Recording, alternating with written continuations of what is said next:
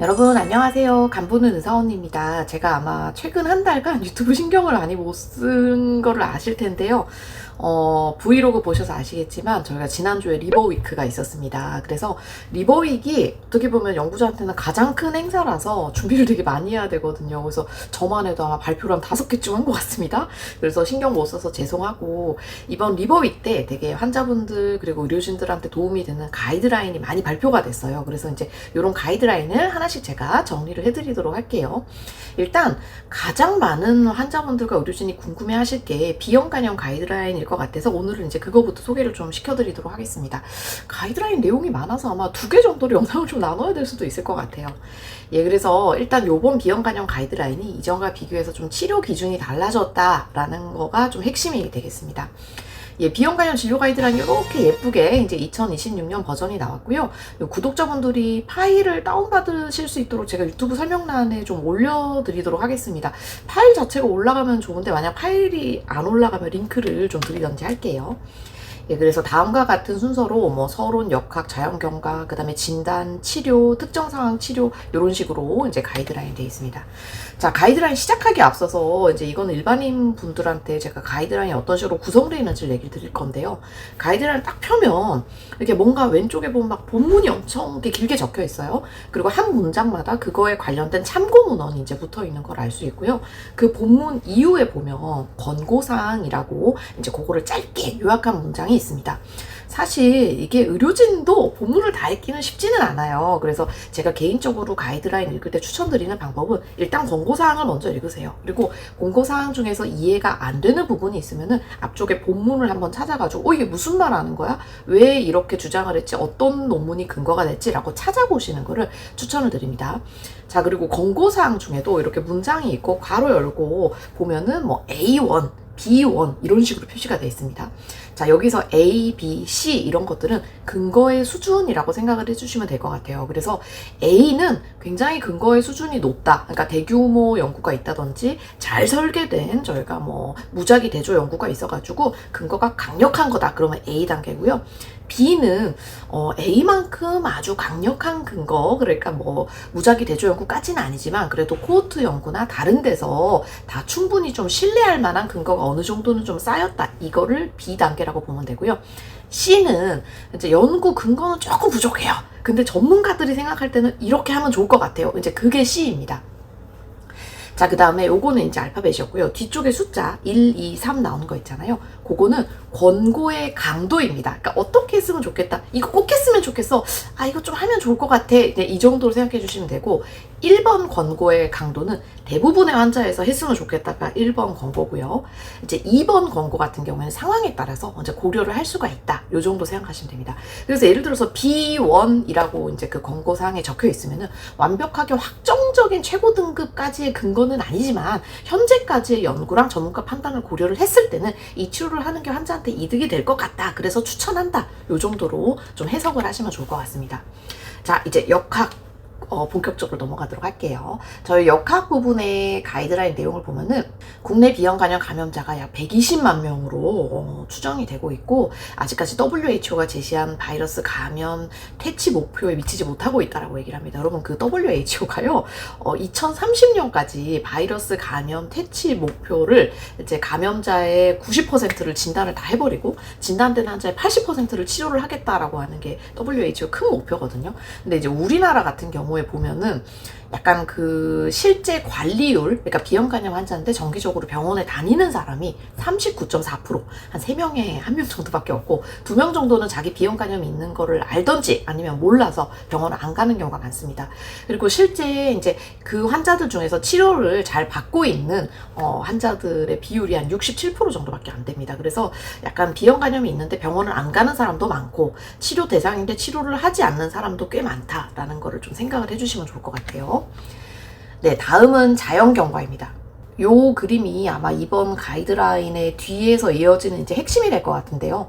저희가 이제 비형 간염의 자연경과를 보면 처음에는 하이 바이레믹 페이즈라 그래서 비형 간염의 DNA 수치가 굉장히 높은 뭐 20대나 30대 초반까지 뭐 DNA가 뭐 1억 마리 뭐 10의 8승 이상 뭐 이렇게 되는 거를 저희가 보통 면역 관용기라고 이제 부르거든요. 그리고 근데 그 시기가 지나면 저희가 보통 이안티젠이라고 얘기를 하는 게 이제 보통 양성에서 음성으로 변환이 되면서 DNA 레벨이 떨어집니다. DNA 레벨이 떨어지면 환자들은 오히려 좋아하는 경우가 많아요. 내 DNA가 떨어지는데. 근데 사실 역설적으로 DNA가 떨어질 때 오히려 그런 간세포의 손상이나 아니면 간암의 발병률이 조금 더 늘어나는 이제 증상이 나타나게 됩니다. 그리고 여기서 이제 아예 떨어져서 로우 바이레믹 페이즈 DNA가 2000 인터내셔널 유닛 미만으로 내려오게 되면 안정적인데요.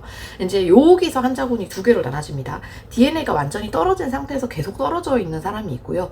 다시 보시면 모디레이트 바이레믹 페이즈로 치고 올라가는 이제 환자군이 생기게 되는데, 이렇게 치고 올라가는 환자들에서는 조금 더 그런 간세포암이나 아니면 뭐 그런 간과 관련된 합병증 발생 위험이 높다라고 생각을 해주시면 되겠습니다. 그래서 이렇게 봤을 때 일단 하이 바이레믹 페이즈랑 로우 바이레믹 페이즈는 조금 그래도 안전한 편이고, 이 중간에 껴있는 모디레이트 바이레믹 페이즈, 그러니까 DNA 기준으로 2000 인터내셔널 유닛 카피 아니에요. 인터내셔널 유닛 그리고 10의 8승 인터내셔널 유닛 요 사이가 조금 위험하다라는 메시지를 지금 담고 있습니다. 그래서 이제 자연경과 다음 요약을 보시면요. 그래서 이번 가이드라인에서는 이 비형 간염의 그 DNA 수준을 고바이러스 혈증 10의 8승 이상, 그다음에 중등도 바이러스 혈증, 중등도는 아까 얘기한 대로 2000에서 10의 8승 사이, 그다음에 저바이러스 혈증은 2000 인터내셔널 유닛 미만, 요렇게 이제 나눠지게 되고요. 이 중에서 중등도 바이러스 혈증이 가장 간암의 발생 위험이 높다라고 이제 얘기를 하고 있습니다. 자, 다음은 이제 예방 파트 넘어가도록 하겠습니다. 예방은 쉽게 얘기하면 그냥 비형 간염 백신을 얘기를 하는 건데요. 성인에서 우리 S 안티젠, 그러니까 표면 항원이 음성이고, 그런데 표면 항체도 음성인 경우에는 2세대 재조합 백신을 3번 0, 1, 6 시점에 이렇게 이제 3번 맞으라라고 돼 있고요. 특히나 고위험군, 뭐 의료 종사자, 혈액투석 환자, 뭐 이제 이런 환자들의 경우에는 반드시 어디 입사하거나 할 때 이런 비형 간염과 관련된 표지자 검사를 하고, 음성인 경우에는 예방 접종을 꼭 해야 됩니다. 자기 자신을 보호하기 위해서라도요. 다만 anti-HBC라고 이제 요거는 이제 과거 감염을 의미한다고 생각하시면 될 것 같은데요. 요게 양성인 경우랑 그다음에 과거 접종을 해서 원래는 항체가 한번 생겼었어요. 근데 이게 다시 음성으로 이제 돌아가는 환자들이 있는데, 이 경우에는 예방 접종이 반드시 필요하지는 않을 수도 있는데, 그러니까 내가 병원에서 근무하고 좀 고위험군에 해당한다고 생각하면 추가 접종을 한번 고려를 할 수 있다. 이렇게 생각해 주시면 되고요. 소아의 경우에는 이제 선별 검사 없이 그냥 태어나면 무조건 우리나라는 이제 백신 용량은 조금 낮죠. 10을 0, 1, 6 이렇게 근육 주사한다라고 되어 있습니다. 네, 그래서 진짜 임산부가 비형 간염이 없는 사람이고 아기가 이제 태어났을 때 그 신생아는 아까 얘기 드린 대로 0, 1, 6 이렇게 하면 될 것 같고요. 만약에 엄마가 비형 간염이 있는 상태인데 이제 신생아가 낳게 됐을 때는 요 비형 간염 백신 플러스 저희가 비형 간염 면역 글로불린을 추가로 맞게 됩니다. 그래서 엄마가 비형 간염일 때는 면역 글로불린을 추가로 맞는 거고, 엄마가 비형 간염이 없을 때는 그냥 일반 우리 백신을 한다 이렇게 생각해 주시면 됩니다. 네, 다음은 혈액투석 환자인데요. 혈액투석 환자가 이게 비형 간염 백신을 맞아도 항체가 잘 생성이 안 된다는 보고가 많습니다. 그래서 여기서는 백신 용량을 고용량, 우리 성인 일반 용량이 20인데 여기 혈액투석 환자에서는 40으로 016 3번을 이제 죄송합니다. 여기 3번을 맞던지 아니면 0126 이렇게 4번을 맞던지 요런 두 가지 요법을 추천을 하고 있고요. 뭐 간경화 환자나 면역 저하자에서는 용량을 높일 필요는 없는데 조금 반응이 안 좋을 것 같으면 고용량을 고려할 수 있다. 근데 근거 수준은 이제 비원이니까 그냥 그 정도 이해해 주시면 될 것 같아요. 자, 그리고 우리 백신 무받은 자 또 문제가 됩니다. 난 백신을 맞았는데 항체가 안 생겨요. 이제 이런 사람들이 있는데요. 이런 경우에는 2세대 유전자 재조합 백신 그냥 표준 용량을 016 한 번 더 3회 재접종을 한다. 요렇게 이제 생각을 해주시면 되고요. 네, 다음은 이제 진단 파트로 넘어가도록 하겠습니다. 비형간염 환자가 어떻게 병원에 왔을 때 어떤 검사를 해야 되는지, 간혹 비형간염 환자가 이제 병원에 오셔서 처음 병원에 오시면 제가 이것저것 검사하거든요. 근데 뭔 검사 이렇게 많이 해요? 그냥 피 검사 하나만 하면 되는 거 아니에요? 하시는데, 가이드라인을 보시면은 일단 비형간염 환자의 감염 여부를 확인하기 위한 선별 검사, 그러니까 이 환자가 비형간염인지 아닌지를 알아보는 검사로 S 안티젠 표면 항원이하고요, 그다음에 안티 HBC라고 얘기하는 그 두 개의 검사를 시행을 하는 걸로 되어 있고요. 그 다음에 얼마나 증식이 되어 있는지를 알기 위해서는 혈청 DNA, 그리고 E 안티젠, 그 다음에 안티 HB, 요렇게. 네, 그리고 이미 이제 비형간염이 확정이 된 사람에게는 비형간염의 활성도가 얼마나 돼있는지를 알아야 되기 때문에 이제 DNA 정량 검사, 그 다음에 이안티젠 항원, 이안티젠 항체 검사를 이제 하게 되고요. 그럼 당연한 건데 뭐 간 수치가 어떤지, 이 사람의 뭐 콩팥 수치가 어떤지, 뭐 알부민 수치가 어떤지, 그리고 간암 수치, 알파 피토프로테인이 어떤지, 이런 것들 혈액 검사를 하게 되고요. 그 다음에 또 중요한 게 비형간염인 사람, 특히 30, 40대나 뭐 이렇게 젊은 사람들은 A형 간염 항체 검사를 꼭 한번 해보고, A형 간염 항체가 없을 때는 저희가 A형 간염 백신을 고려를 하게 됩니다. 네, 다음으로 이제 비형간염 환자들 중에 간혹 다른 바이러스 감염이 같이 있는 경우가 있어요. 그래서 C형 간염, 뭐 D형 간염, 이런 것들 중복 감염을 좀 검사를 하는 게 좋은 거고요. 사실 이제 D형 간염 같은 경우에는 순수한 한국인의 경우에는 그렇게 많지는 않은 편이고, 이제 외국인 노동자라든지 아니면 해외에서 이제 있던 경우에 조금 더 중복 감염이 많은 편이에요. 네, 다음에 이거는 당연한 건데, 비형간염 환자가 간이 얼마나 굳었고 간 상태를 알기 위해서는 초음파 검사, 지금 권고 등급 보면 A1입니다. 그 다음에 간이 얼마나 섬유화가 진행됐나, 얼마나 딱딱한지를 보기 위해서는 비침습적 간섬유화 검사를 시행한다. 이 비침습적 간섬유화 검사에는 뭐 혈액 검사로 할 수 있는 FIB4 검사들도 있는데, 사실 현실적으로는 저희가 파이브로 스캔 검사, 간섬유화 스캔 검사가 제일 많이 이용되고 있는 것 같습니다. 다음은 이제 모니터링으로 넘어갑니다. 일단 비형간염 환자가 얼마나 병원을 자주 와야 되냐랑 관련된 문제로 생각해 주시면 되고요. 일단 나는 지금 항바이러스제를 먹는 대상은 아니에요. 그리고 안정된 환자예요. 근데 사실 언제 이 사람이 치료 대상으로 넘어갈지 모르잖아요. 그래서 그런 환자의 경우에는 보통 3개월에서 6개월마다 이제 검사를 한다 생각해 주시면 되고요.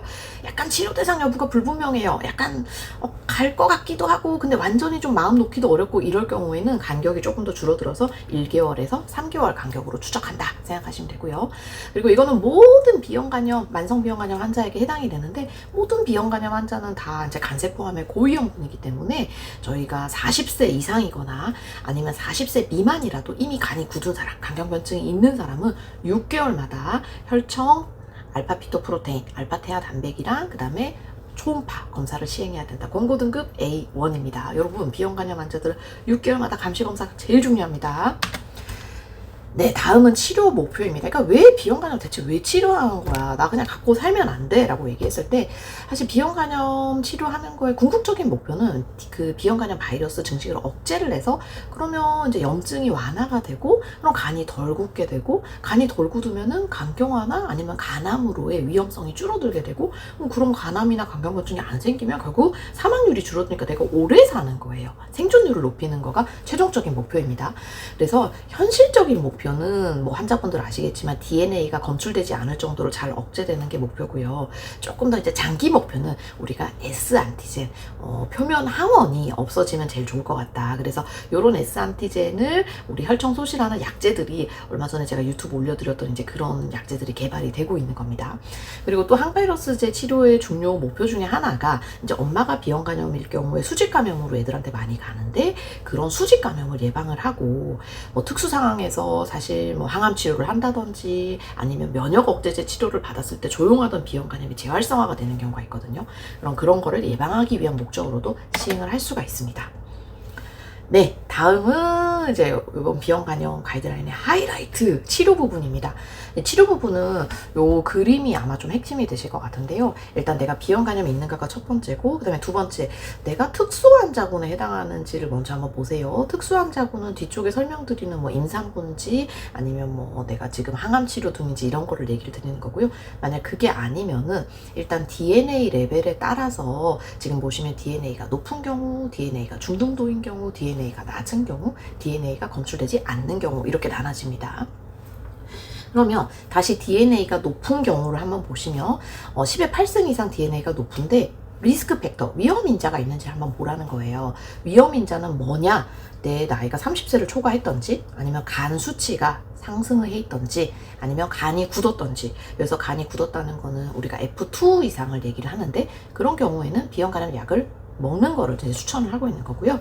중등도 DNA 레벨에서는 그냥 다 상관없이 항바이러스를 먹었으면 좋겠다가 이번 가이드라인의 핵심입니다. 그래서 왜 예전에는 우리가 그 항바이러스 치료를 할 때 DNA 레벨도 중요했는데 AST, ALT 레벨이 진짜 중요했거든요. 근데 이제 이번 가이드라인은 DNA를 일단 조금 더 중요시 여기고, 특히나 중등도 바이러스군에서는 ALT 레벨, 그런 간 수치 레벨이 정상이더라도 약을 먹었으면 좋겠다는 게 제일 큰 메시지입니다. 네, 다음은 이제 로우 바이레미, DNA가 낮은 환자군에서는요, 간경화가 있으면 약을 먹었으면 좋겠다. 간경화가 없으면 약 안 먹고 좀 지켜봐도 된다고요. 그다음에 아예 DNA가 검출되지 않는 환자에서는 치료하지 않고 지켜볼 수 있다가 핵심일 것 같습니다. 자, 그럼 이제 권고사항을 다시 한번 볼게요. 권고사항에서 고바이러스 혈증 환자에서는 30세 초과, 간 수치 상승, 의미 있는 간섬유화가 있는 경우, F2 이상 있는 경우에는 항바이러스를 치료를 하고, 그렇지 않은 경우에는 경과관찰한다.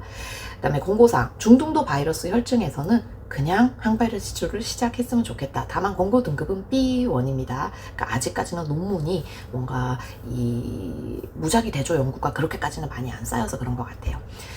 다음 권고사항, 저바이러스 혈증에서는 간경변증 여부를 평가를 하고, 간경변증이 없으면 경과관찰, 간경변증이 만약에 있을 경우에는 치료를 했으면 좋겠다가 권고사항이고요. 자, 그 다음 권고사항에서 대상성 간경변증이 있는 환자는 그냥 DNA가 조금이라도 검출되면 약을 다 먹어라. 그게 권고사항이고, 비대상성에서도 마찬가지로 DNA가 검출이 됐으면 항바이러스 치료를 바로 했으면 좋겠다가 최종 권고사항입니다.